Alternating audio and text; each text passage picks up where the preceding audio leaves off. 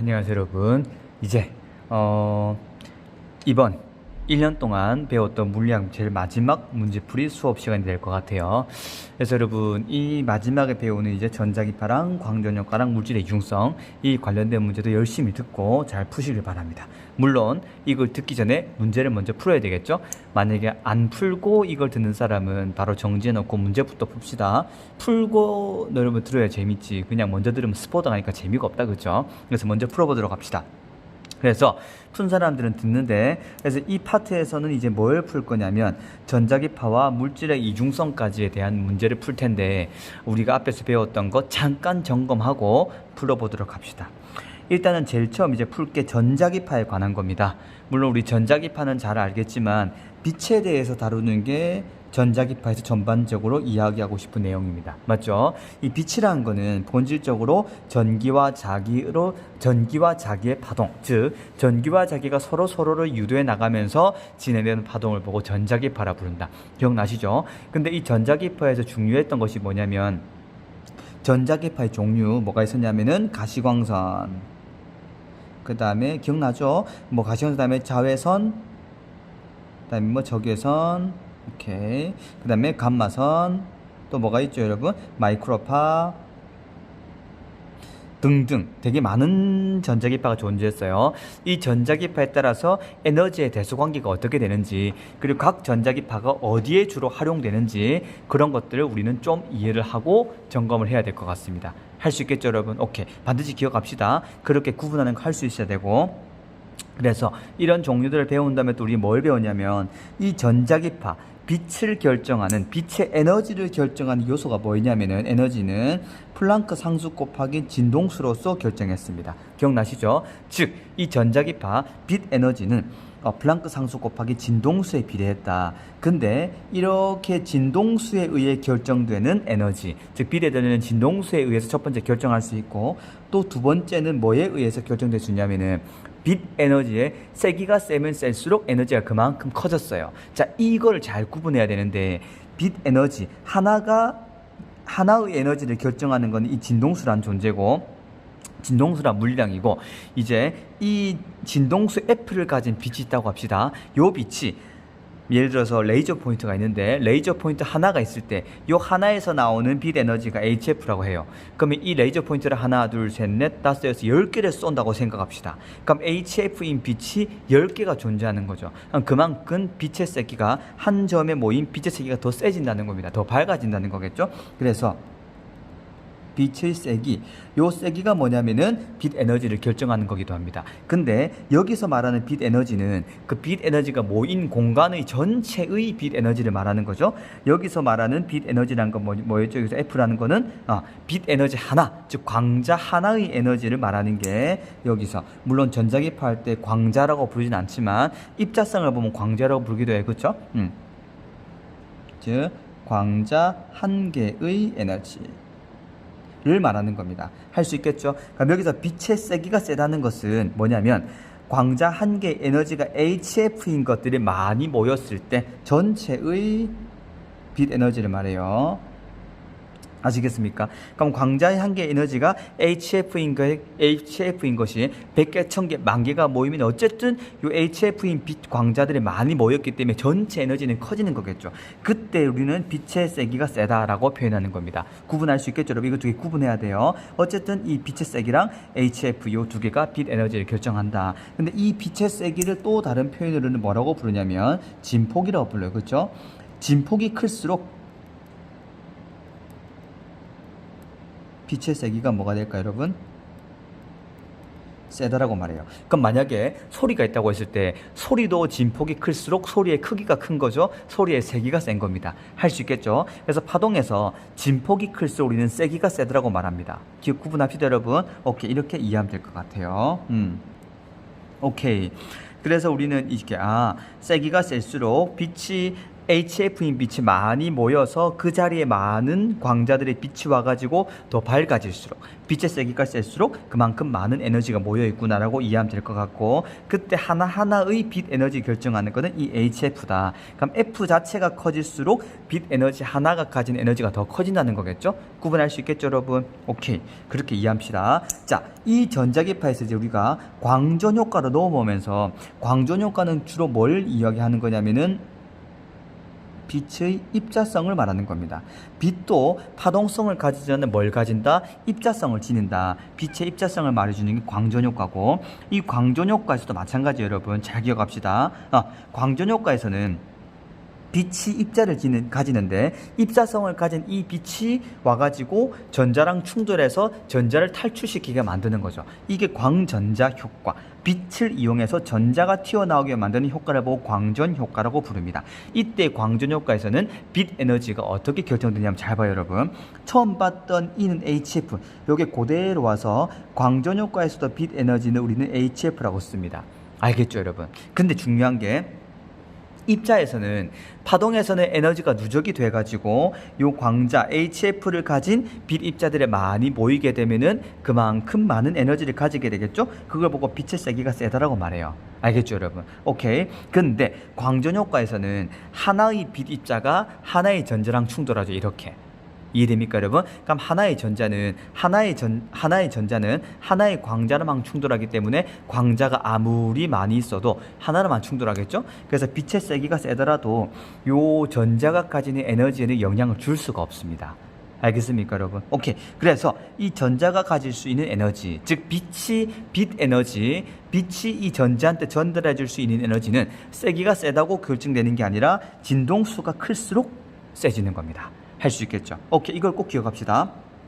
그래서 빛의 세기가 셀수록 에너지가 커지냐? 아닙니다. 빛의 세기는 에너지를 결정하는 게 아니라 오로지 뭘 결정한다? 이렇게 해서 빛의 세기는 뭘 결정하냐면은 광전자의 개수를 결정한다. 그래서 빛 에너지 HF가 뭐냐면은 여기 전자의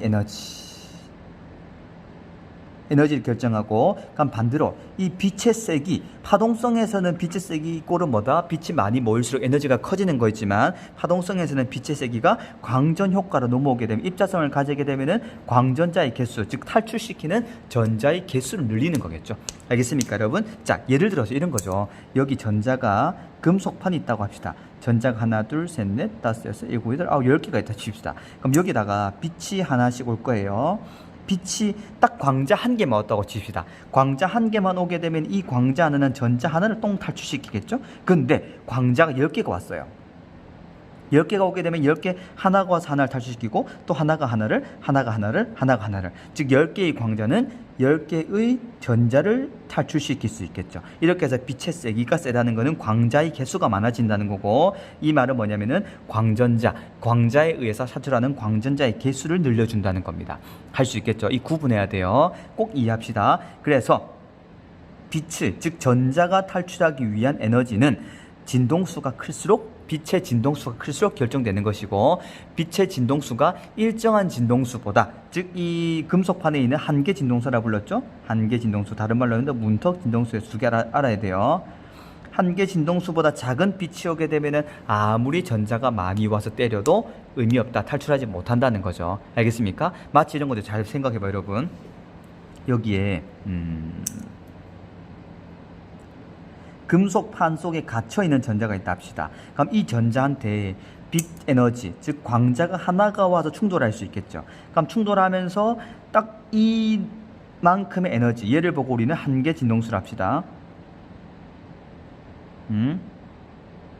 만큼의 진동수만큼의 에너지, 요걸 보고 우리 이람수라 불렀죠? 오케이.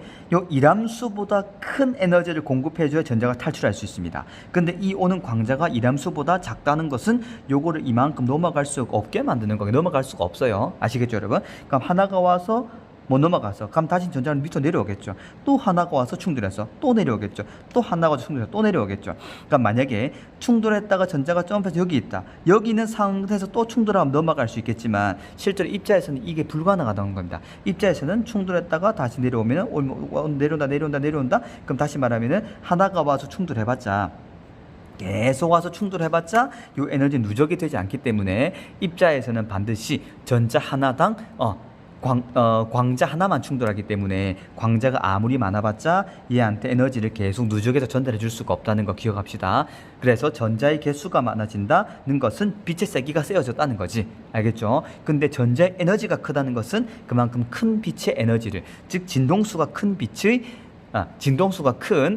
쏴줬다는 거죠. 그래서 이걸 꼭 대응관계를 기억합시다, 여러분. 오케이. 빛 에너지 HF가 전자의 에너지를 결정하는 것이고, 빛의 세기가 세다는 것은 전자의 에너지를 공급해주는 게 아니라 광전자의 개수를 늘려주는 거다. 이 대응관계만 이해하면 어렵지 않게 풀 수 있습니다. 할 수 있겠죠? 좋습니다. 이게 광전효과 있고, 이 이후로 이제 물질의 이중성에 넘어오면서, 그러면 빛도 이중성을 가지네? 그러니까 우리가 잘 알고 있는 물질들, 전자라는 물질들, 이런 물질들도 이중성을 가지네? 그래서 물질파의 파장을 우리는 P분의 뭐였다? H. 따라서 MV분의 H라고 우린 불렀죠. 할 수 있겠죠, 여러분? 자, 이거하고 같이 또 알아두어야 될 게 뭐냐면, 물질파의 파장도 이렇게 결정하지만은, 물질파의 운동 에너지도 알면 좋을 것 같아요. 알겠죠, 여러분? 기억날 거예요. 물질파의 운동 에너지 어떻게 구했다? 2m분의 P제곱. 이게 우리가 흔히 알고 있는 입자의 운동 에너지죠. 2분의 1 MV제곱에서 변형하면 이렇게 나와요. 그럼 이때, 여기서 우리가 P는 어떻게 쓸 수 있다? P는 오케이 람다분의 H였죠. 따라서 이거를 이렇게 변형합시다. 어떻게 쓸 수 있냐면은 2m 람다 제곱분의 H의 제곱. 그러면은 물질에서의 운동 에너지는 파장의 제곱에 반비례한다. 알겠죠? 그리고 물질에서 파장은 운동량에 반비례한다. 속도에 반비례한다. 그럼 속도가 줄어들수록 파장이 커지겠죠? 파동성이 커지는 거고, 속도가 증가할수록 파동성이 줄어듭니다. 그다음 이거 이어서 뭘 또 이해해야 되면은, 파장이 줄어들수록, 즉 속력이 빠를수록 그만큼 파장이 짧아지니까 회질이 덜 일어나고, 회질이 덜 일어나면은 분해 능이 좋아지는 것까지. 그래서 파장이 전자죠.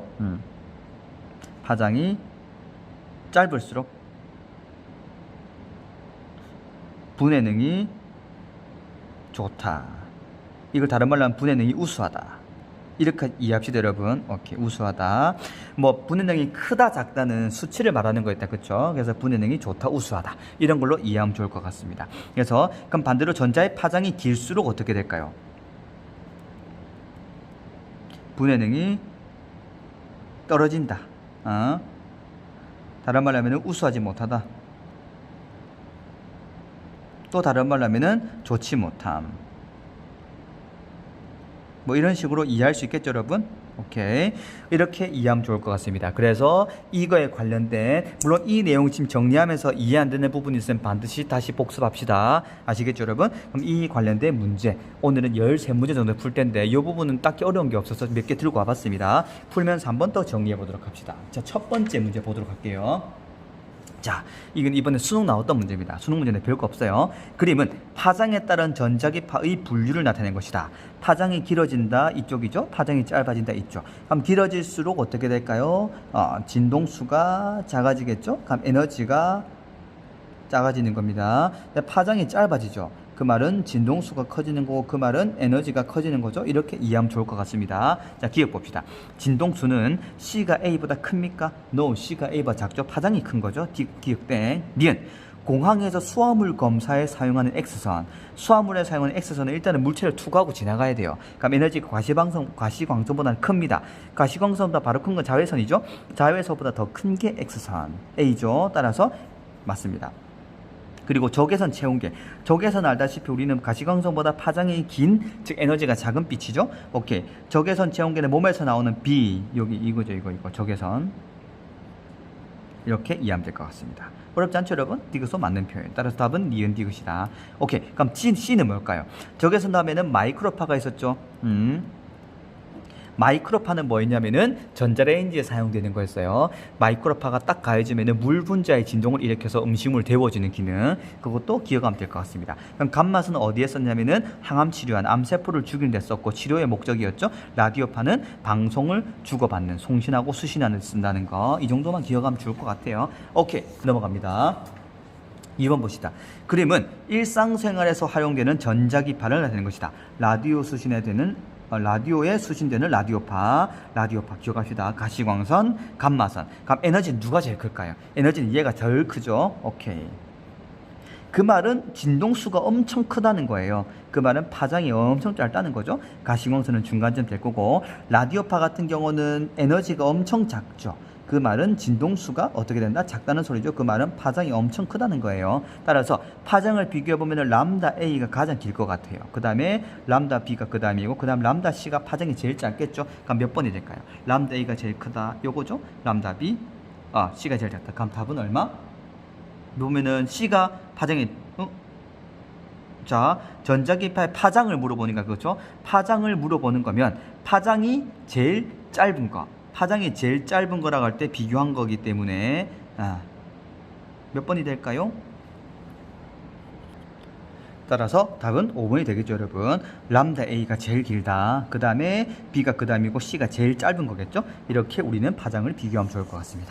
오케이, 할 수 있겠죠? 넘어갑니다. 3번 봅시다. 이제 광전효과 문제인데, 자, 그림은 광전효과를 이용하여 빛을 검출하는 광전관을 나타내는 것이다. 자, 광전관은 뭐냐면 이 광전효과를 일으키기 위한 관, 원통용 관이겠죠. 이거는 진공인 경우도 있고 아닌 경우도 있어요. 오케이. 금속판에 단색광 A를 비추었을 때, 단색광 A를 비추었죠. 자, A를 비추었을 때는 광전자가 방출되었는데 B를 비추었을 때는 광전자가 방출되지 않았답니다. 그러면은 이때 단색광 A의 진동수를 FA를 합시다. 단색광 B의 진동수를 FB를 하자. 그러면 여기서 B를 비추었을 때 광전자가 방출되지 않았다는 것은 이 금속판이 가지는 한계 진동수를 F0로 합시다. 한계 문턱 진동수 똑같은 말이에요. 오케이. 그럼 F0라면은 누가 제일 클까요? 여기서 F0하고 대소관계를 비교했을 때 A가 한계 진동수보다 더 컸기 때문에 방출된 거고, 중요한 거 B는 F0보다 작았기 때문에 방출되지 않은 거겠죠. 그래서 이러한 대소관계가 성립할 겁니다. 할 수 있겠죠? 자, 기억 봅시다. 진동수는 A가 B보다 큽니까? 크죠. 맞습니다. 니은. 자, A의 세기가 세면 셀수록, 세기가 클수록 광전자의 개수가 많아집니까? 맞죠. 빛의 세기는 에너지가 아니라 전자의 개수를 많게 하는 겁니다. 니은 맞아요. 디귿. A의 진동수가 클수록 방출되는 광전자의 운동 에너지 또는 최대 운동 에너지가 큽니까? 맞죠. 왜 크냐면 잘 봐요, 여러분. 이때 금속판의 한계 진동수가 F0라 했을 때 이람수는 HF0가 되겠죠. 그럼 이때 탈출하는 전자의 운동 에너지를 2분의 1 mv 제곱을 합시다. 얘는 어떻게 구하냐면은 가해주는 에너지 HFA겠죠. A를 B라 했을 때 빼기 H 얼마? F0를 합시다. 그럼 얘는 일정한 상태에서 A의 진동수가 계속 커지면 커질수록 그만큼 큰 에너지를 가해주는 거겠죠. 그럼 이 에너지에서 이람수 뺀 만큼이 전자의 운동 에너지이기 때문에 이 전자가 가질 수 있는 운동 에너지, 최대 운동 에너지는 커질 수밖에 없죠. 알겠습니까, 여러분? 오케이, 따라서 답은 5번이 되겠다. 할 수 있겠죠? 꼭 기억합시다. 가해주는 빛의 진동수가 커질수록, 즉 에너지가 커질수록 전자의 최대 운동 에너지가 커진다. 빛의 세기는 아무리 세져봤자 나오는 광전자의 개수만 많아질 뿐이다. 에너지는 증가하지 않는다. 그렇게 이해하면 되겠습니다. 여러분 따라올 수 있겠죠? 오케이, 좋습니다. 4번 가겠습니다. 자, 빛의 이중성에 대한 내용이다. 자, 이번에 수능에 나왔던 거예요. 오랫동안 과학자들 사이에서 빛이 파동인지 입자인지 관한 논쟁이 있어 왔습니다. 19세기에 빛의 간섭 실험과 매질 내에서 빛의 속력 측정 실험 등으로 빛의 누구다? 파동성이 인정받게 되었어요. 근데 파동성으로 설명할 수 없는 어떠한 현상이 있었는데 이게 광자의 개념의 도입하에 설명한 이후 여러 과학자들 연구에서 빛의 입자성도 인정받게 되었다. 이 대표적인 현상이 뭐냐면은 광전 효과죠. 알겠죠? 기억. 광전효과는 기억이 된다. 맞는 말이죠. 자, 니은 봅시다. 전하 결합 소자는 빛의 입자성을 이용합니까? 맞죠. 이 광전효과, 빛의 입자성을 활용한 게 두 가지가 있었죠. 뭐였냐면 태양전지, 다른 말로 하면 광다이오드죠. 광다이오드를 활용한 태양전지. 오케이. 두 번째, 마찬가지로 광다이오드를 활용한 CCD, 전화결합소자. 둘 다 광전 효과를 활용한 겁니다. 기억합시다. 오케이. 빛의 입자성을 이용한다. 맞는 말이죠, 여러분? 오케이. 디귿 봅시다. 비눗방울에서 다양한 색의 무늬가 보이는 현상은 빛의 파동성으로 설명할 수 있죠. 이거는 빛의 입자성이 아니라 뭐였다? 빛의 파동성으로 설명 가능한 겁니다. 할 수 있겠죠? 그럼 따라서 답은 기역, 니은, 히읗, 디귿인데 왜 비눗방울에서 다양한 색의 무늬가 보이는 게 빛의 파동성이냐? 잘 봐요, 여러분. 빛의 입자성 하게 되면은 이런 광전효과인데 빛의 파동성 하게 되면 뭐가 있냐면은 간섭이 있어요. 알겠습니까? 간섭 현상이 대표적으로 빛의 파동성입니다. 잘 봐봐요, 여러분. 우리가 비눗방울을 보면은 비눗방울은 얇은 막이긴 하지만 중력의 영향 때문에 이렇게 아랫방향으로 가면 갈수록 더 두꺼워지는 형태로 존재하게 됩니다. 할 수 있겠죠? 이렇게 존재한다 칩시다. 그러면 중요한 게 여기서 빛이 온다고 했을 때 만약에 흰색 빛이 도달한다 했을 때 흰색 빛은 빨주노초 파남보 다 섞인 빛이겠죠. 이 다 섞인 빛이 온다고 했을 때 이렇게 나갈 수 있겠죠? 자, 그럼 잘 봐요, 여러분. 물론 이렇게 굴절해서 들어가는 빛도 있겠지만 튀어나와서 반사하는 빛도 있어요. 근데 요 두께마다 두께가 두꺼워지거나 얇아질 때마다 반사해서 나가는 빛 종류가 다르겠죠. 알겠습니까? 그럼 잘 봐봐요. 여기 흰색 빛이라는 거는 빨주노초 파남보 모든 계열의 가시광선 다 담겨 있는데 여기서 이 얇은 부분에서는 만약에 예를 든 겁니다. 주황색 빨간 걸 합시다. 오케이. 빨간색을 제외한 나머지 빛들이 상쇄 간섭을 일으킨답시다. 물론 아닐 수도 있어요. 근데 예를 든 겁니다. 이렇게 해서 특정한 두께에서는 빨간색을 제외한 나머지 빛들이 상쇄 간섭을 일으키고 특정한 빨간빛만 뭐가 될까요? 보강 간섭을 일으켜가지고 여기 빨간빛이 잘 보일 수 있는 거겠죠. 알겠죠? 근데 두께가 더 두꺼워지네? 그럼 빨간빛이 오히려 상쇄 간섭을 일으키고 다른 빛이 보강 간섭을 일으킬 수 있겠죠. 또 두께가 두꺼워지면은 또 이 특정한 빛을 제외한 나머지 빛들이 상쇄 간섭을 일으키고 다른 빛이 보강 간섭을 일으킬 수 있겠죠. 그래서 흰빛이 올 때 빨주노초 파남빛이 동시에 올 때 두께가 달라질수록 상쇄 간섭하는 빛의 색깔이 달라지고 보강 간섭하는 빛의 색이 달라집니다. 그래서 이 보강 간섭하는 빛의 색이 계속 달라지기 때문에 여러 가지 무늬가 색의 무늬가 보일 수 있는 거겠죠. 할 수 있겠죠, 여러분? 이렇게 우리는 이해해 주면 될 것 같아요. 그래서 정리를 하자면 두께가 달라질수록 보강 간섭하는 두께가 달라질수록 보강 간섭하는 빛의 색이 달라짐. 그래서 결론은 뭐가 되냐면은 여러 색의 무늬가 보이게 된다. 이렇게 판단할 수 있겠죠. 그렇기 때문에 빛의 파동성으로 설명할 수 있다. 즉 간섭으로 설명할 수 있다. 이렇게 이해하면 될 것 같습니다. 구분할 수 있겠죠. 오케이, 넘어가겠습니다. 자, 5번 봅시다. 그림은 광전관의 금속관의 단색광 ABC를 비추는 모습에 대해 나타낸 것이다. 표는 ABC의 진동수와 세기, ABC를 각각 금속관에 비추었을 때 방출되는 광전자의 최대 운동 에너지를 나타낸 거랍니다. 할 수 있겠죠. 자, A를 봅시다. 단색광 A를 비추었더니 진동수를 일단 모르겠어. 근데 세기를 I0만큼 비추었더니 최대 운동 에너지가 0이네. 와, 이 말은 뭐를 의미하냐면 금속판의 한계 진동수겠죠. 오케이, 이 얘를 있다고 합시다. 얘 한계 진동수가 F의 한이라고 합시다. 한계 진동수니까. 그럼 이때 단색광 A의 진동수를 만약에 FA라고 한다면은 요 단색광 진동수 A의 진동수 FA가 누구보다 작냐면은 한계 진동보다 작기 때문에 광전자가 탈출하지 못하는 거겠죠. 그래서 최대 운동에너지가 0이라고 표현되는 겁니다. 할 수 있겠죠. 근데 단색광 B를 비추었어. 단색광 B를 비추니까는 이때의 진동수가 F0인데 세기 2I0를 비추었더니 광전자의 최대 운동에너지가 E0랍니다. 그럼 얘는 일단은 뭐가 될까요?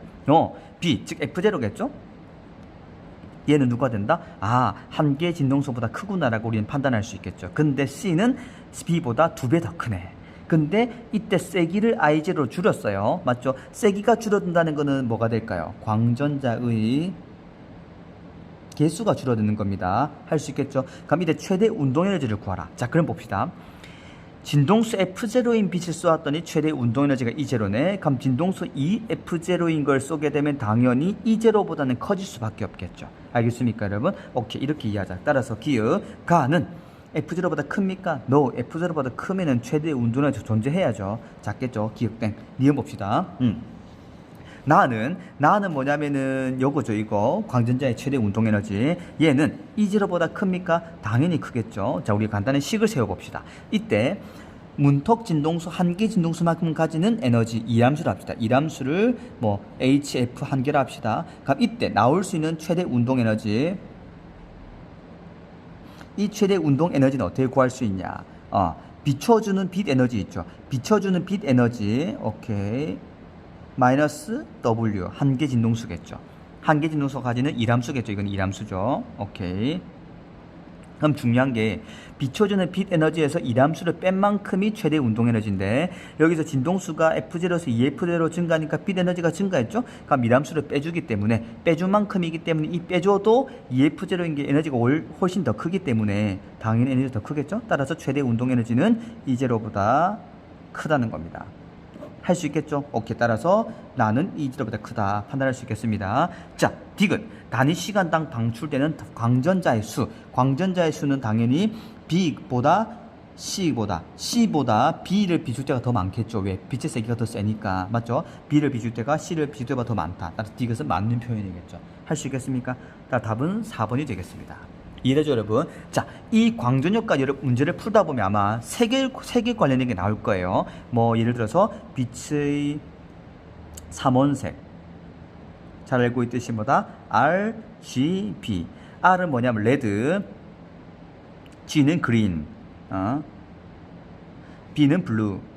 이게 뭐냐면은 빛이 가지는 가장 원색, 원래 오리지널 색을 우리는 세 개의 오리지널 색을 보고 삼원색이라 부르는데, 요 세 개가 섞였을 때 빛이 어떻게 되는지도 알면은 광전효과 문제 푸는데 되게 도움이 됩니다. 자, 만약에 A를 R이라 합시다. 지금 이게 문제 변형이에요. 이것도 알면 좋을 것 같아요. 자, 지금부터 여기서 빨간빛 R을 쏘았고, 그 다음에 G를 쏘았고, B를 쏘았다 칩시다. 자, 빨간빛이 초록빛이 빨간빛보다 진동수가 더 크죠? 그리고 파란빛이 초록빛보다 진동수가 더 커요. 가시광선 스펙트럼에서. 그럼 이렇게 가면 갈수록 당연히 진동수가 커지는 형태겠죠? 아시겠습니까, 여러분? 오케이. 자, 이 상황에서 빛을 쏘았다고 가정해 볼게요. 이때 당연히 진동수를 얘를 FR, FG, FB라 합시다.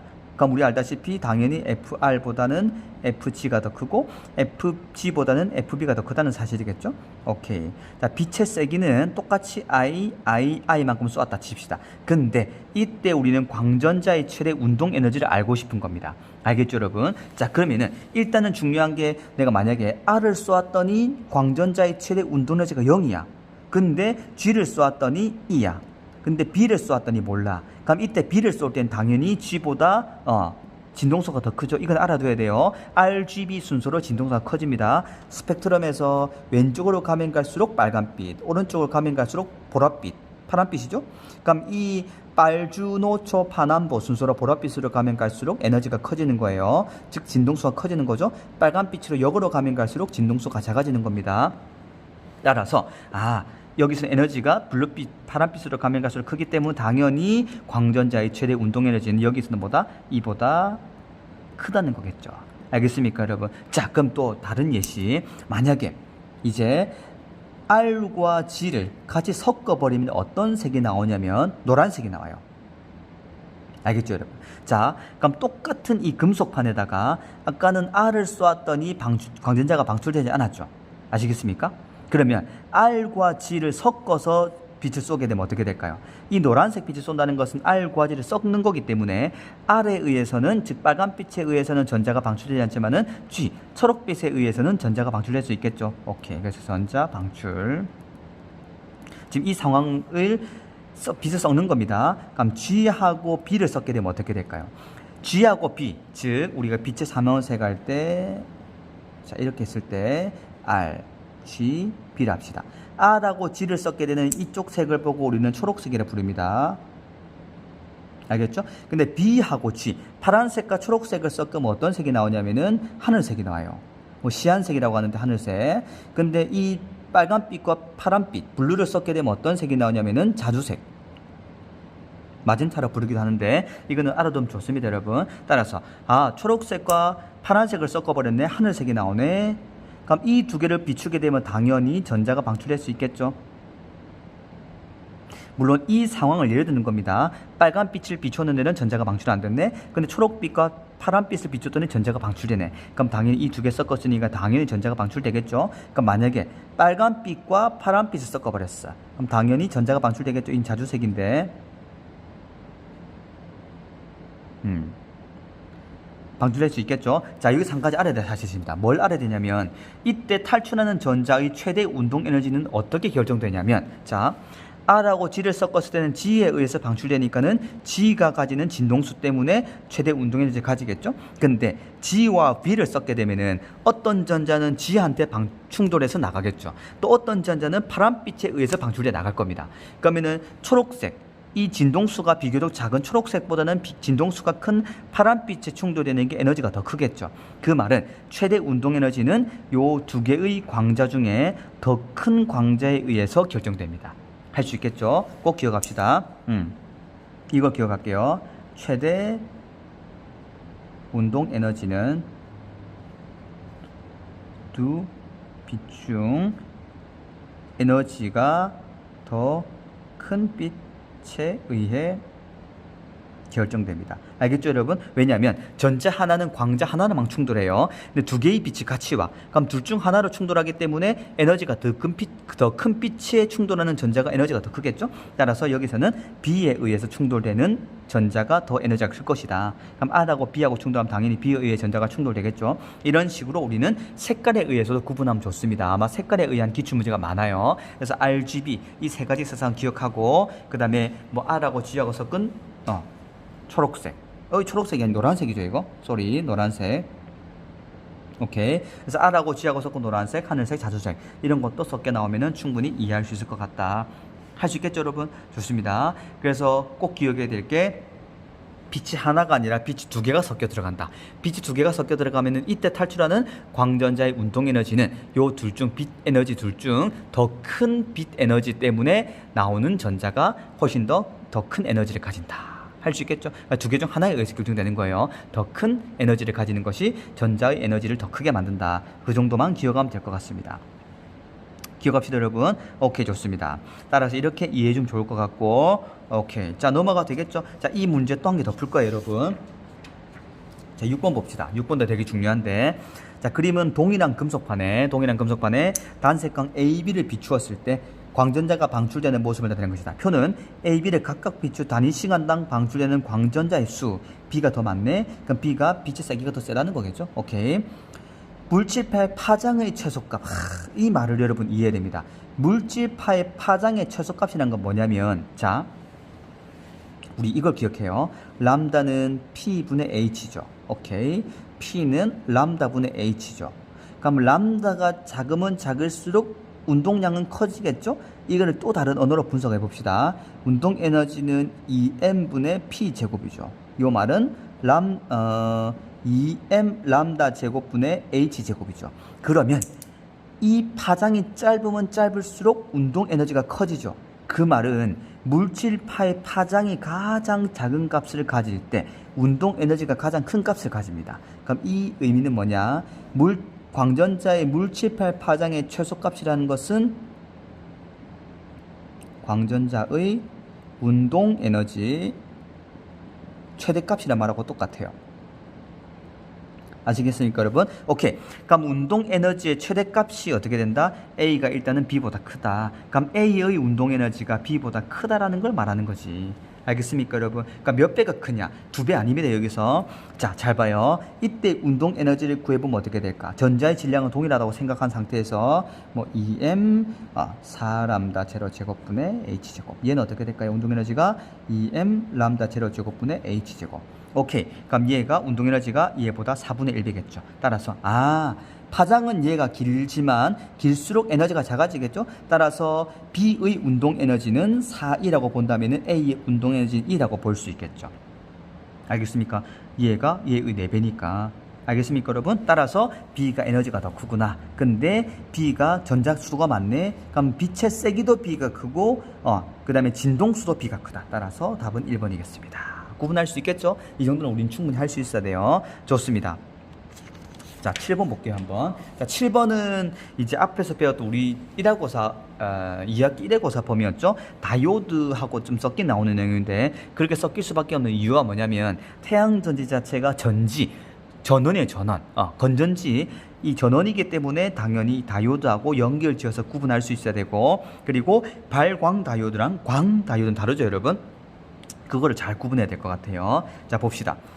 그림과 같이 태양전지, 동일한 발광 다이오드 LED를 AB를 이용해서 회로를 구성하고 태양전지에 빛을 비추었더니, 우리 기억 잘 하겠죠? 태양전지에 빛을 비추게 되면 태양전지는 뭘로 이루어져 있죠? 광다이오드로 이루어져 있죠. 그럼 이 광다이오드로 이루어져 있기 때문에 빛을 비추는 순간 광전효과 때문에 전자가 탈출하겠죠. 근데 이 태양전지에서는 전자가 나오는 방향이 전자가 나오는 방향 어디서 나온다? N형 반도체에서 나오죠. 따라서 N형 반도체는 마이너스 극이 돼요. 알겠죠? 그럼 P형 반도체 어떻게 될까요? 플러스 극이 되겠죠. 이거는 꼭 이해합시다, 여러분. 오케이, 좋습니다.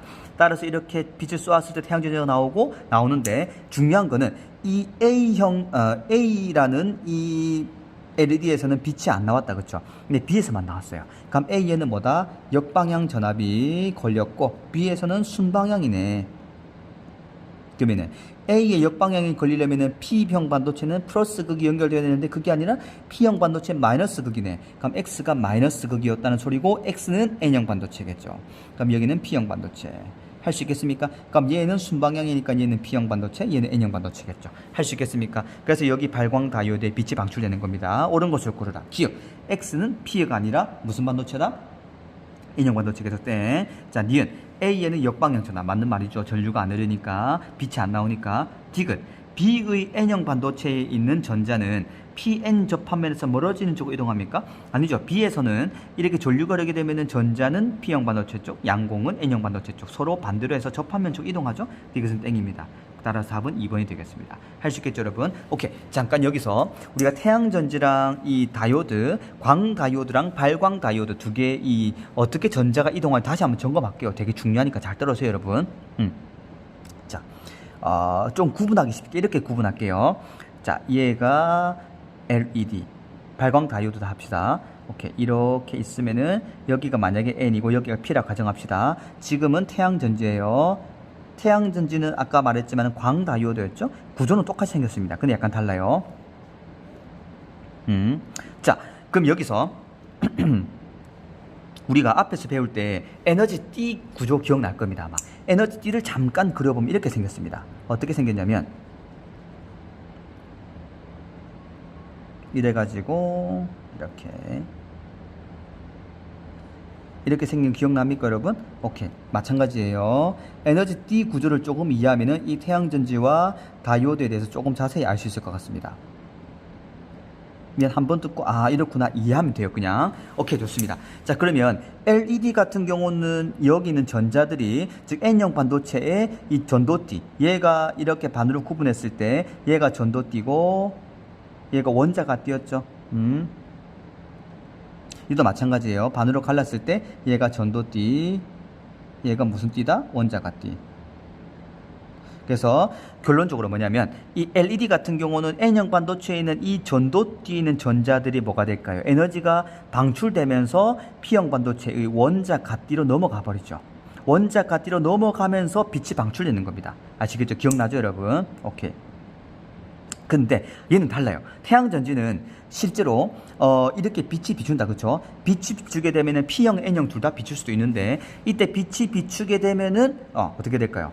요 P형 반도체에 있는 요 전자들이 오히려 이렇게 원자가띠로 넘어가 버립니다. 원자가띠에 있는 전자들이 뭐 P형 반도체에 있는 원자가띠든, 그리고 N형 반도체에 있는 원자가띠든, 어쨌든 이 원자가띠에 있는 요 전자들이 전도띠로 넘어가 버려요. 왜? 외부에서 공급되는 빛 때문에, 빛은 에너지가 크죠. 요 빛 에너지 때문에 빛 에너지를 흡수해가지고 전자가 위로 가버려. 그럼 이 전도띠로 전자가 넘어가 버립니다. 알겠죠, 여러분? 요 전도띠로 전자가 넘어가 버리기 때문에 실제로 N형 반도체 쪽으로 전자가 많이 보이게 되고, 요 N형 반도체 쪽에 전선을 달아가지고 전자를 계속 밖으로 뽑아내요. 뽑아내다 보니 여기서 원자가 띄는 전자들이 전도띠로 넘어가고, 이 전도 띄는 전자들이 계속 N형 반도체 쪽으로 넘어가게 됩니다. 왜냐하면 전자를 자꾸 뽑아내기 때문에 이렇게 연결해가지고. 그럼 여기서 전자가 빠져나가네. 빠져나가면 전자가 또 부족하죠. 그럼 또 원자가 띄는 전자들이 에너지를 받아서 전도띠로 넘어가 버리네. 해서 전자들은 N형 반도체 쪽으로, 양공들은 오히려 P로 넘어갑니다. 근데 LED는 달랐죠. 전자는 P로, 양공은 N으로. 전혀 반영이 달라요. 그래서 태양전지, 광다이오드는 전자는 N형 반도체로 넘어가서 이렇게, 이쪽이 마이너스극, P형 반도체는 플러스극, 이렇게 이해해주면 좋을 것 같습니다. 오케이, 이렇게 이해하면 됩니다. 그래서 우리는 이 정도 기억해주고, 그래서 LED에서는 빛을 방출할 때 전도띠에서 원자가띠로 전자가 이동한다. 근데 태양전지에서는 달라요. 태양전지에서는 빛 에너지를 흡수해가지고 원자가띠에 있는 전자들이 어디로 이동한다? 가띠의 전자들이 어디로? 전도띠로 이동한다. 할 수 있겠죠, 여러분? 이것만 기억하면 됩니다. 얘는 뭐가 될까요? 전도띠의 전자들이 어디로 간다? 원자가띠로. 이 말은 에너지가 작아지죠? 이 가는 과정 속에서 뭐다? 빛을 방출. 여기서는 뭐가? 전도띠 이동하면서 빛을 흡수. 전혀 약간 원리가 달라요. 이렇게 해서 완전 반대로 움직입니다. 이걸 기억하면 좋을 것 같습니다. 할 수 있겠죠? 좋습니다. 자, 8번 봅시다, 한번. 이제 8번은 빛을 섞어서 이제 쭉 준 겁니다. 자, 볼게요. 그림은 단색강 ABC를 광전관의 금속판에 비추는 모습을 나타낸 것이고, 표는 ABC를 켜거나 끄면서 광전효과에 의한 광전자 방출 여부와 광전자의 최대 운동에너지 측정 결과를 나타낸 것이다. 볼게요, 한번. 실험원 같은 경우는 A만 켜고 B하고 C를 껐습니다. 그랬더니 E0라는 전자를 방출했죠. E0만큼의 에너지를 가지는 전자를. 자, 2번 실험 봅시다. 2번은 A는 끄고 B와 C를 비추었네? 방출돼 버렸죠. 오케이. 이제 얼마인지는 모르겠어. 근데 3번을 보니까 다 켰어요. 일단 이건 패스. 4번 봅시다. A, B 끄고 나서 C만 했네. C만 쪼아줬더니 뭐가 된다? 방출되지 않았죠. 그럼 C는 금속판에 한계 진동수.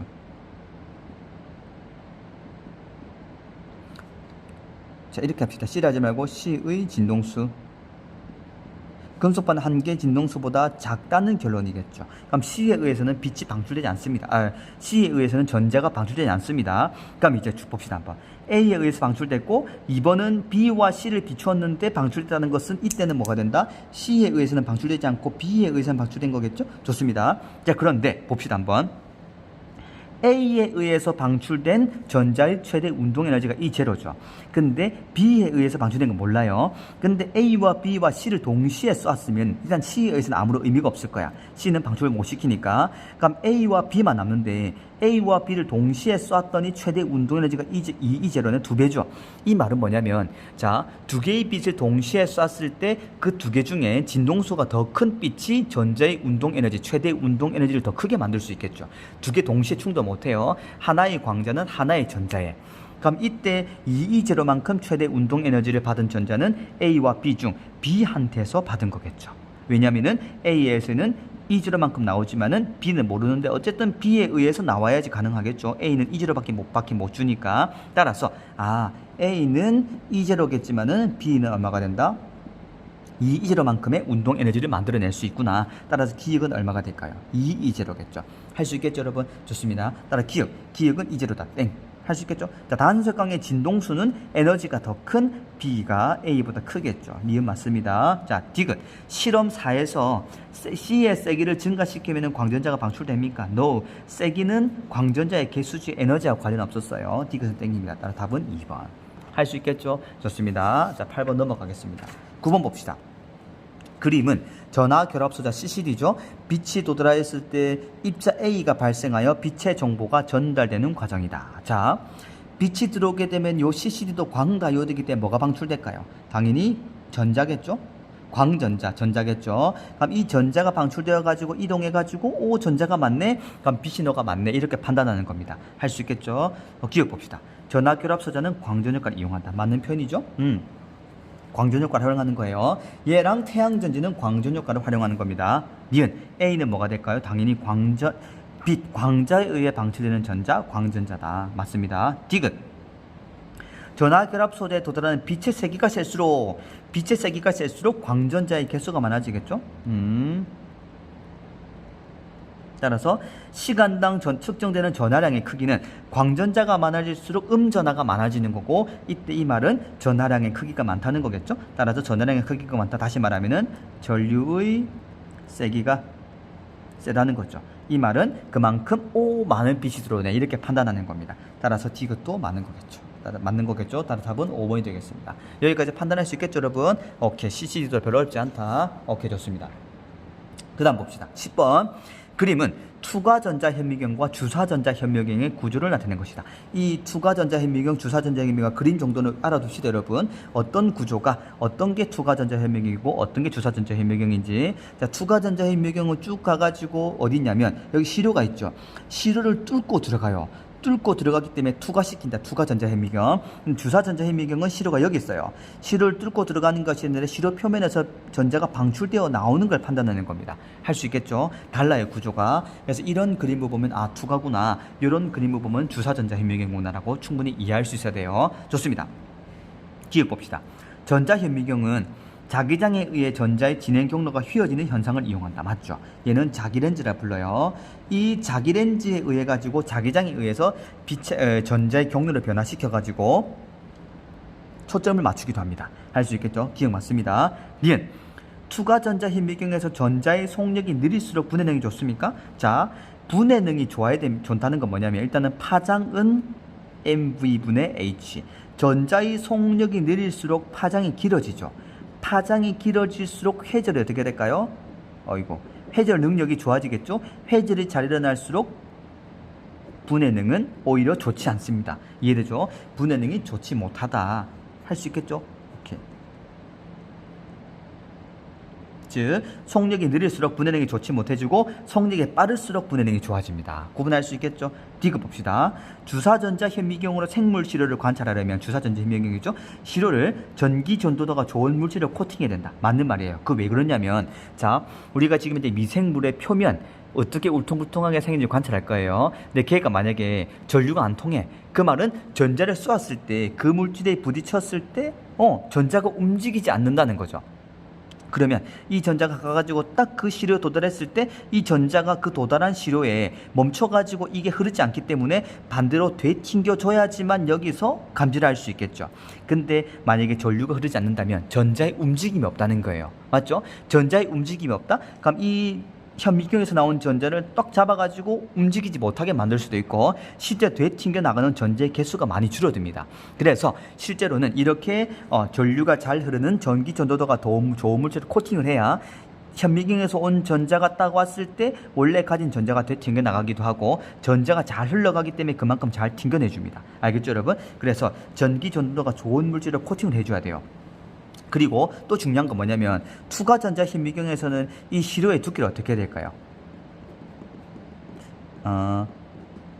시료의 두께를 두껍게 할수록 전자가 가다 보면 두껍기 때문에 전자의 속력이 느려지겠죠? 전자의 속력이 그만큼 느려지겠죠. 그만큼 분해능이 떨어지게 됩니다. 왜냐면 속력이 느릴수록 파장이 길어지고 회절을 많이 하니까 분해능이 떨어지게 되겠죠. 근데 그래서 투과전자 현미경에서는 관찰을 잘하기 위해서는 시료의 두께를 최대한 얇게 만듭니다. 최대한 얇게 만들어야지 전자의 속력이 오히려 느려지지 않고 더 빠른 걸 유지하겠죠. 그럴수록 분해능이 좋아집니다. 그래야지 상을 제대로 관찰할 수 있겠죠. 그래서 기억합시다. 이걸 정리합시다, 여러분. 주가 전자현미경에서 상을 잘 얻기 위해서는 시료의 두께를 얇게. 알겠죠? 자, 그 다음에 주사전자현미경. 주사전자현미경에서는 상을 잘 얻기 위해서는 시료를 전기 전도도가 큰 물질로 코팅한다. 이 정도는 꼭 알아두시죠, 여러분. 이것 중에는 암기사항이니까 이해해 주면 좋을 것 같습니다. 할 수 있겠죠? 오케이, 10번 좋다. 넘어가겠습니다. 11번 한번 봅시다. 11번 그림은 질량이 서로 다른 입자 A, B, C를 바꾸어 가며 금속박에 입사시켰을 때 얻은 회질 무늬 중 하나를 나타낸 것이고, 표는 ABC의 입자 ABC죠. ABC의 운동 에너지와 속력을 나타내는 겁니다. 자, 회절 무늬의 폭이 크게 얻어지는 입자부터 바르게 나열한 것은, 자, 회절 무늬 폭이 크려면 어떻게 하느냐면, 잘 생각해봐요, 여러분. 우리가 여기서 전자를 빡 쏴주는데 여기 스크린이 있으면 요 스크린에 어떻게 되냐, 이렇게 요 스크린에 전자가 충돌해가지고 이렇게 회절 무늬를 만들어요. 그 말은 뭐냐면 전자도 파동성을 지니기 때문에 이 좁은 틈을 지나면서 회절을 하겠죠. 회절을 하는데 회절해 나가는 전자끼리, 이렇게 회절하는 전자도 있고 이렇게 회절하는 전자도 있겠죠. 회절하는 전자들끼리 위상이 같은 것끼리 간섭을 일으켜서 보강 간섭을 일으키는 지점이 있고 상쇄 간섭을 일으키는 지점이 있는 겁니다. 그러면 만약에 전자가 회절을 하지 않는다는 것은 완전 딱 직진해 가지고 한 점에만 모이겠죠. 근데 전자도 파동성을 지니기 때문에 회절을 하는 거예요. 아시겠습니까? 그럼 중요한 게, 회절을 많이 하면 많이 할수록 그만큼 여기서 만들어지는 뭐가 될까요? 간섭 무늬 폭이 더 늘어날 수밖에 없습니다. 이해되시겠습니까? 회전을 작게 할수록 얘가 가는 반경이 더 좁기 때문에 그만큼 간섭하는, 이 밝아지고 좁아지는 이 간섭 무늬가 더 좁아질 수밖에 없겠죠. 그만큼 회전을 많이 할수록 반경이 더 넓어지고 더 퍼지기 때문에 간섭하는 이 무늬 폭이 넓어지게 됩니다. 할 수 있겠죠, 여러분? 따라서 회절 무늬의 폭이 넓다. 이 말은 뭐냐면은 회절이 잘 일어난다. 이 말은 뭐가 될까요? 회절이 잘 일어난다. 파장이 어떻게 되죠? 파장이 길다. 길다가 아니고 길답니다. 파장이 길수록 회절이 잘 일어나고, 회절이 잘 일어날수록 회절 무늬 폭이 넓어집니다. 알겠죠, 여러분? 근데 반대로 회절 무늬의 폭이 좁다. 좁아질수록 어떻게 될까요? 회절이 잘 일어나지 않는다. 그 말은 파장이 짧다. 짧은 거를 찾을 수 있겠죠. 자, 그럼 여기서 A, B, C 중 파장이 길수록 회질 무늬 폭이 더 크겠죠. 파장이 짧을수록 회질 무늬 폭이 더 길겠죠. 우리는 그거를 잘 판단하면 되겠습니다. 운동 에너지와 속력이 주어졌죠. 자, 물질파의 파장을 보면은 mv분의 h다, 그쵸? 그럼 mv분의 h인데 문제는 뭐냐면 여기서 주어진 게 v는 주어지지만 m이 안 주어진 것 같아요. 그럼 m은 어떻게 찾냐? 운동 에너지와 속력의 관계를 판단해서 m을 찾으면 될 것 같아요. ma, mb, mc. 왜냐하면 질량이 서로 다른 입자리에 있기 때문에. 그럼 요 질량을 구해가지고 속력을 이용해서 파장 람다 a와 람다 b와 람다 c를 찾아서 파장이 제일 큰 걸수록 뭐가 될까? 파장이 제일 길수록 무늬의 폭이 커지고, 파장이 짧을수록 무늬의 폭이 좁아질 것 같아요. 알겠죠, 여러분? 따라서 파장이 제일 긴 거 먼저 찾읍시다. 그다음 파장이 그다음 중간인 거, 제일 짧은 거 찾으면 되겠죠. 좋습니다. 그럼 일단은 우리가 이 운동 에너지와 속력의 관계로부터 질량을 찾아냅시다. 할 수 있겠죠? 자, A부터 볼게요. A 같은 경우는 운동 에너지가 E인데, 이 운동 에너지가 E가 되기 위해서 구할 수 있는 게 뭐다? 2분의 1 MA. 그 다음에 4분의 1 V제곱. 그럼 얼마가 되냐면은 8분의 1. 자, MA의 질량을 M이라고 약속할게요. 얘를 M이라 합시다. 하나를 고정시킵시다. 그럼 8분의 1 MV제곱. 얘가 E인 거예요, 지금. 자, B를 봅시다.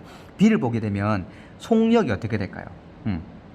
똑같이 E인데 2분의 1 mb. 자, b는 v제곱 그대로인데, 그러면 속력은 제곱이니까 4분의 1 v제곱보다 4배 증가했죠. 근데 운동 에너지는 8분의 1 mv제곱이 돼야 돼. 그럼 질량이 4분의 1m이겠죠. 따라서 MB는 4분의 1m이구나. 이렇게 판단할 수 있겠죠. 좋습니다. C를 봅시다. C의 에너지는 3이네. 그 말은 뭐냐면 이거예요. 8분의 1 mv제곱 3을 곱하면은 어떻게 된다? 8분의 3 mv제곱이겠죠. 얘는 어떻게 구할 수 있냐면은 어떻게? 2분의 1 mc. 자, v가 4v제곱이죠. 이렇게 구해지겠죠. 따라서 알 수 있는 게 mc는 얼마가 될까요? 16분의 얼마? 16분의 3m. 좀 계산이 그렇다, 그쵸? 이제 구해집니다. 그럼 이제 우리가 람다 A, 람다 B, 람다 C를 구할 수 있을 것 같아요. 자, 봅시다. 람다 A는 어떻게 구하죠? 람다 A는 MAV분의 H니까 얼마다? MA가 M이었죠? 그럼 V가 0.5니까는 MV분의 2H다. 람다 B는 어떻게 될까요? 람다 B를 구하게 되면은 MB가 4분의 1M이었죠? 이거니까 얼마다? MV분의 4H. 뭔가 파장이 제일 길다, 그쵸? 오케이. 람다 C 봅시다. C를 구해봐야 되겠네. C는 16분의 3M 곱하기 얼마다? 4V죠? 오케이. 2V죠, 2V. 2V분의 H다. 그럼 얼마가 되지? 약분하면 4, 8.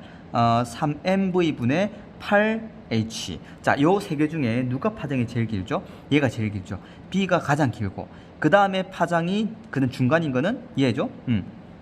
C. 그 다음에 누가 파장이 제일 짧다? A가 제일 짧다. 그럼 이때 B가 파장이 제일 길기 때문에 B가 폭이 가장 큽니다. 그 다음에 B가 가장 크고, 그 다음에 C가 크죠? 그럼 답은 4번이 되겠죠. 할 수 있겠죠? 그래서 해절 무늬의 폭이 크다. 해절 무늬의 폭이 크다는 것은 뭐냐면 그만큼 해절이 많이 일어나서 전자들이 멀리 가다가 해절이 많이 일어나기 때문에 이 먼 곳에서 관습이 일어날 수 있겠죠. 해절이 덜 일어날수록 멀리 안 퍼집니다. 폭이 좁기 때문에 이만큼 진행하다 간섭이 일어나기 때문에 그만큼 감소 무늬가, 보강 간섭하는 이 무늬가 작을 수밖에 없어요. 할 수 있겠죠, 여러분? 그래서 해절 무늬 폭이 크다, 파장이 길다, 해절이 잘 일어난다고 이해하면 될 것 같아요. 여기까지 판단할 수 있겠죠? 좋습니다. 자, 그 다음 12번 보도록 합시다. 자, 그림은 기준선의 정지에 있던 질량이 각각 M, EM인 입자가, 그림이 위에 갔지? M, EM인 입자가 AB가 중력에 의하여 등가속도로 떨어진다. 등가속도로. 이때 AB가 기준선으로부터 각각 D, ED만큼 낙하했을 때 물질발 파장을 람다 A, 람다 B라고 한다면은 람다 A, 람다 B를 구하라. 자, 여기서 똑같이 정지된 상태에서 가기 때문에 처음 속력 0이죠? 이때 A가 D만큼 이동했대요. 여기서 EM은 어떻게 된다? 오케이. ED만큼 이동했답니다. 자, 우리 역학할 때 기억날 거예요. 여기서 D만큼 이동했을 때의 속력을 V라고 한다면은 이동거리의 2배가 되게 되면 속력은 루트 2V가 되겠죠.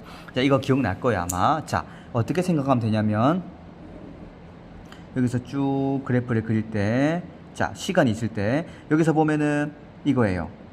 시간 t만큼 속력 v가 됐을 때 s만큼 이동했다 칩시다. 그러니까 만약 이동거리가 총 3s만큼 더 가도 총 4s가 되면 속력은 얼마가 된다? 2v가 되고 시간은 2t가 되겠죠. 즉 시간이 t에서 2t 2배가 되면 이동거리는 4배가 되고 속력은 2배가 되겠죠. 근데 반대로 이동거리가 s가 아니라 2s가 돼버리면 시간은 루트 2t가 되고 속력은 루트 2v. 시간이 루트 3t가 되면 속력은 루트 3v, 시간이 루트 4t 즉 2t가 되면은 속력은 루트 4v 즉 2v가 됩니다. 이러한 관계가 있었는데, 그래서 이동거리가 d면은 속력은 v고 이동거리가 2d가 되면 속력은 루트 2v구나. 끝났죠, 여러분? 따라서 물질파의 파장을 람다 A, 람다 B라고 한다면 물질파의 파장은 속력에 반비례하죠. 질량이 EM입니다. 그럼 구해보도록 할게요. 한번. 람다 A는 어떻게 될까요? MV분의 H. 람다 B는 얼마? 루트 2V죠? 루트 2 곱하기 2MV죠? 따라서 얼마다? 람다 A 대 람다 B는 2루트 2대 1이 되겠죠. 자, 이렇게 구해도 되고, 이렇게 하기 싫다. 그럼 에너지 보존 법칙을 활용하면 돼요. 잘 봅시다, 여러분. 여기서 mg, 자, D만큼 내려오는 동안에 속력이 V가 됐다 칩시다. 그럼 V를 구해주고, 여기서 EM이 물체가 2D만큼 내려오는 동안에 속력을 구할 수 있겠죠. 에너지 보존 법칙으로 갈게요. 자, 봅시다. 일단은 A부터 볼게요. A부터 본 다음에 이렇게 되겠네요. mgh라는 요 포텐셜 에너지가 mgd를 합시다. D만큼 내려왔을 때 이 포텐셜 감소량이 2분의 1 2mv제곱. 운동에너지 바뀌었죠? 그럼 약분시키면은 v는 얼마가 된다? 루트 2gd가 될 것 같습니다. 알겠죠? b를 봅시다. b는 2mg 2d만큼 내려왔죠. 얘가 얼마가 되냐면은 2분의 1 2mv제곱이네. 그런데 2m 없어지고 결론적으로 얼마가 된다? v제곱은 얼마다? 4gd.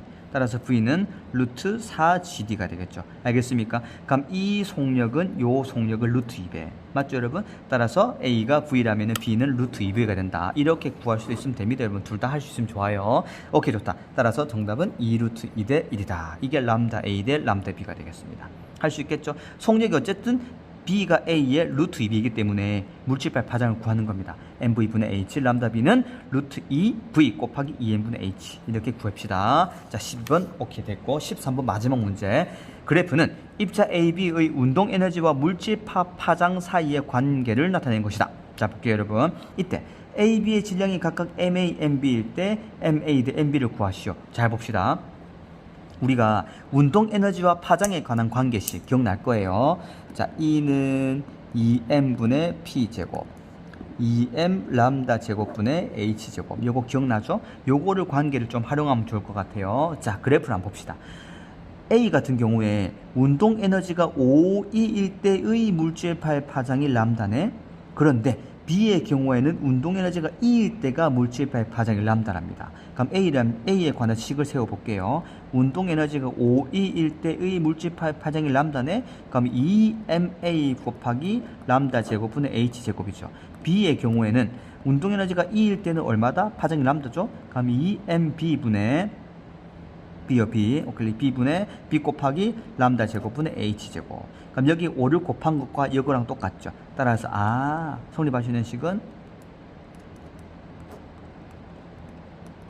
2ma 람다 제곱분의 H제곱이다. 할 수 있겠죠? 그럼 이거 다 없어져요. 다 없어져. 그럼 남는 건 뭐가 될까요? 2도 사라지겠죠? 그러면 MB는 얼마가 된다? 5ma다. 따라서 MA 대 MB는 얼마가 된다? 1대 5가 되겠죠. 맞죠, 여러분? 오케이, MA 대 MB는 1대 5다. 이렇게 우리는 충분히 찾을 수 있을 것 같습니다. 할 수 있겠죠? 오케이. 그래서 1회까지 풀었는데 지금까지 우리가 광전효과, 전자기파, 물질의 윤성까지 문제 13문제 풀었습니다. 요런 형태의 문제 또는 이런 내용을 잘 판단해야지 우리가 또 문제를 잘 풀 수 있을 것 같습니다. 복습 열심히 하시고 모르겠으면 질문하시고 하시면 되겠습니다. 그러면은 이해외고사 다들 화이팅입니다.